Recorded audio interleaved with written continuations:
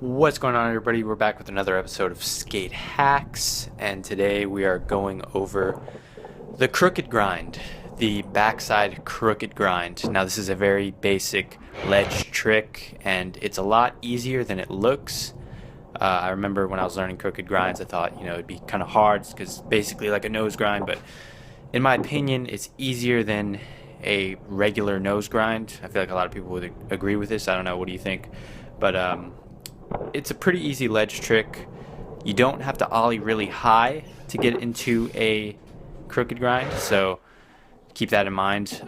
What I would say for this is you want to have your feet more spread apart than a traditional ollie because, of course, you're going to be landing on the nose and you're going to be putting a lot of weight on that front foot when you land in the crooked grind position. So you don't want to have your feet too close together because you're going to need that front foot to slide up onto the nose, so just keep that in mind. Before even trying this trick, before going at the ledge and trying a crooked grind at normal speed, I think you should do this right here. I think you should find a square curb or a small, let's say a very small box, something perfect like this tiny little box I have here, and practice going either really slow or just at a standstill trying to ollie and land in the crooked grind position. So you don't need a large angle for a crooked grind. In fact, I see one of the biggest mistakes that people make with crooked grinds is that they're coming at a big angle, and you don't want that. You want to be focusing your speed going forward so that the crooked grind goes forward, because the more crooked you come at the crooked grind, it sounds funny because, of course, the trick is a crooked grind, right? So you think you would come at a pretty crooked angle, but that's not the case. You want to be going almost straight forward, maybe a tiny angle, but not much of an angle. So the crookedness is going to come from you sort of tweaking the board out in that crooked position to get the crooked grind. So don't worry about the angle so much. Very little of this trick depends on the angle. It's not so much on the angle. Like I said, practice a crooked grind position on a small curb or a very small box, something that you can practice on, and practice getting into the crooked grind and getting out. So this is what I'm going to go over before you apply this to a regular box going full speed, committing to a crooked grind. You should learn these concepts first. So practice ollieing into the crooked grind position.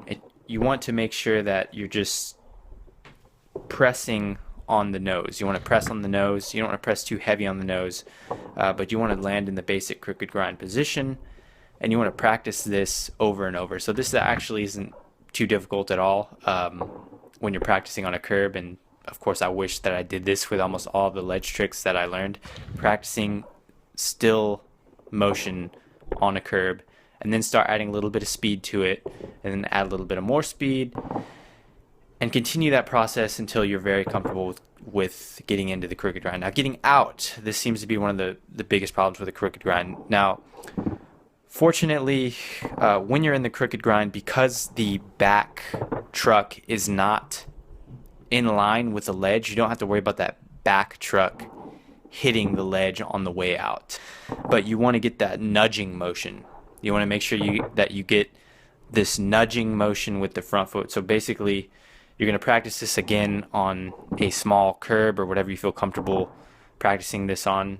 And you could just set up in the crooked grind, or you could practice getting on and getting off, or you could just set it into the crooked grind and stand on it and practice getting off, whatever you prefer. This is just going to be a basic nudging motion. So it helps if you're familiar with how to do a nollie, because it's almost the same muscular motion. You're really just nudging off with the front foot. You're going to press the front foot forward, just kind of nudge it off the ledge, and you're going to kick back with the back foot. So that's how this is similar to a nollie. You want to do sort of like the motion that you would for a nollie. You're going to nudge off with the front foot, and with the back foot you're going to kick back, and that's what's going to bring you off the ledge. Now, you can do this in the middle of the ledge and pop out, or you can do this at the end. Either way, it depends on what your goal is. But these are the two essential motions for a crooked grind, and they're very easy to learn on a small curb. Again, if you're not comfortable with rolling, practice it standstill first, and then start adding a little bit of speed to it. And that's how you eventually build up to a crooked grind on a ledge, on a box. A lot of people have issues standing on the crooked grind. Now, this is why I recommend that you practice on a small curb, because, of course, there's not much of a risk involved. The weight distribution on a crooked grind, you don't want to lean too much forward, and you want to make sure that you have that pinch. Now, there's an Instagram page. I love this page. It's called Das Pinch, and you can look that up on Instagram.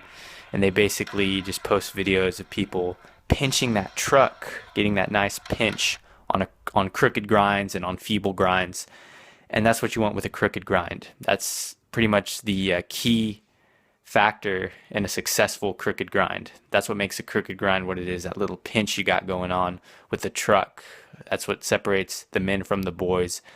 That's the key there too. So these may sound like very basic tips, but I feel like the majority of this trick is in your confidence level, because the problems with crooked grinds are people not standing on top of them enough, which, that can be solved by having more confidence with the crooked grind, being comfortable with the ledge, knowing how waxed it is.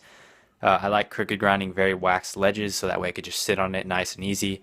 Another problem is that people lean back too much. Again, this is, I think, a fear-based issue, because people are afraid of leaning into the crooked grind too much and stopping. And that's why it's important to know how waxed the ledge is, or what ledge you're dealing with beforehand. It's more of a confidence-based issue, all these issues with crooked grinds. So you want to build up that confidence on something small, and that's why I suggested here practicing on a curb and making sure that you have that in line, so you build up the confidence to crooked grind on bigger, longer objects. So those are my tips on crooked grinds. Thank you guys for watching. As always, comment down below any future skate hack suggestions for tricks, tips in skateboarding, anything in skateboarding that you want me to go over. Thanks for watching. See you guys next time.